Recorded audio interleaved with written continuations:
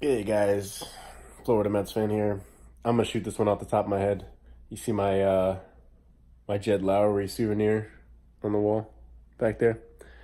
Um, on the DeGrom situation. Here's my here's my hot take on it. The Mets should obviously sign Jacob DeGrom. They should sign Jacob DeGrom before the season starts. I don't know for how many reasons. I'm gonna say probably two or three reasons, but I'm gonna give you a few reasons. First off, Um, he's not the type of pitcher, from what I can tell. He's not the type of individual, person, personality, character, whatever you want to say, who is gonna get the money and then slack off. He doesn't need to be. He doesn't need to be heavily incentivized to go out and succeed. He needs to, if anything, just be relaxed. And what would relax you more than knowing you have a job for the next 5 to 7 years, or whatever it may be? Um, so that way, not only for himself, but for Mets fans, and it should be for ownership, if ownership cared about this sort of thing, um, we could all kind of look forward to, I like the number 7, more years of Jacob DeGrom wearing the blue and orange and being our ace. I can't see his ability or prowess or stature as a pitcher to decline precipitously enough to where we look back on a contract with DeGrom and say, oh man, what were we thinking? Yes, 2018 was his breakout year, but if you go back and watch him pitching in 17 and, throughout his entire career, you see that, he had a lot of command, he had a lot of control, he had great stuff, and his velocity's been in the upper 90s his whole career, and it's actually ticking up now. So he's going into his age 31 season. Yes, we could ride it out 2 more years, let him get to 33, and then the real free market for a pitcher his age, even if he goes and has 2 more Cy Young award winning seasons and gets a World Series ring, God please, even if the best comes true, you're still talking about a guy at 33 that's as good as you can get in baseball. Someone's still going to offer him a 4-year deal at least 20 to 25 million a year. So you're talking about it's going to be $100 million for the Mets to get him after that 3-year point anyway. So if they want to pay him 17 million a year for the next 3 years and then re-sign him at that point for 25 million and try to have an average annual value of 22, 23 million, that's just typical cheap Mets thinking.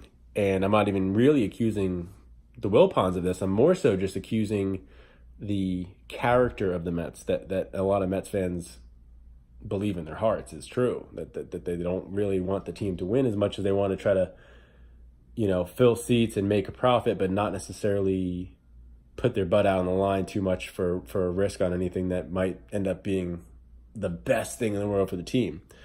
I don't think either one of those things is Harper or Machado, but I do think that we lock up DeGrom. I gave you a few reasons why it's a pretty safe bet. We know him. His stuff's not going anywhere. I like 7 years. He's 31 now. We don't commit to 39 and 40, even though I think he could pitch to 42, 43, 44 years old. I think we should re-sign him and have him be like the franchise pitcher, like a Seaver type of guy for the Mets. Getting a little ahead of myself, but give him a 7-year deal. He's making 17 million this year. You figure if he crushes the next years and goes on the free market, he could possibly make 30 million, 32, 33 average annual value. So right now, you step to the plate, you give him a 7-year, $210 million deal. And you say to Mets fans, and you say to all of sports media, the New York Mets aren't afraid to have a relatively big payroll. And we're not afraid to reward success. If you're a homegrown guy, you come up to the organization, you crush it. We're not afraid to come out of our pocket a little bit and show you some gratitude and lock you down.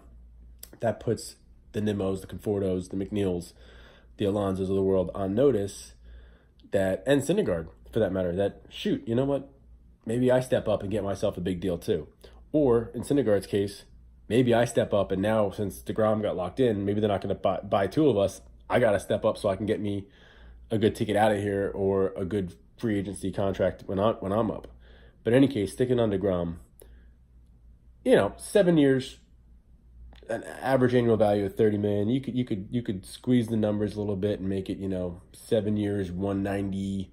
Where he's getting 28 point something a year or something. But give the guy, I mean, even if you gave him like 7,150 or 7,160 or something, where it's like 23, 22, whatever a year, I think you're just trying to be cheap at that point. Give the man his just desserts and give him a contract that he can feel good about signing, and he can feel like he's the he's the guy on our staff. You know what I mean? Until someone else tries to challenge that. You know what I mean? So yeah. I like the idea of having a franchise guy. I think DeGrom has a great character. I don't think the money will shake him. I don't think he needs the incentive of earning the contract for the next year. I don't think a short-term contract is right for him. I think he's the kind of guy that wants to know what he's going to be doing. He's an A-type personality. He wants to know what's going to happen for him and his family 5 years down the line. He's earned that right. I think he's a little bit older for where he's at in his career, for the number of pitches and the number of innings he's thrown. So his body's actually not 31 in pitching years. His body's like 28 in pitching years. So he can actually go to 40 and only throw as many pitches as maybe a 37-year-old guy with the same number of innings, average, because when he came up and everything like that. So I've given everybody enough reasons. I'm sure everybody pretty much agrees with me. But if you're the Wilpons, or if you're Brody, or if you're whoever is going to make this decision, you find the $30 million a year and you stroke the check right now and you do a press conference and you have a nice little final hurrah if you're not going to sign Marwin Gonzalez, and you go into spring with some really good news and a reminder to fans that this is not the coupons.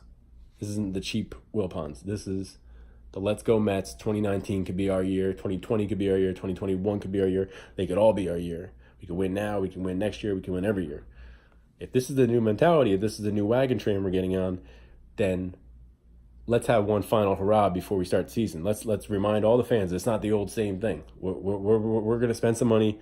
We're going to win, and we're going to reward our homegrown guys. All right. So who's with me? Thanks for all the likes, subscribe. Keep backing over my damn beer. Thanks for all the likes and subscribes. I'm going to clean up my beer now, and see you on the next one.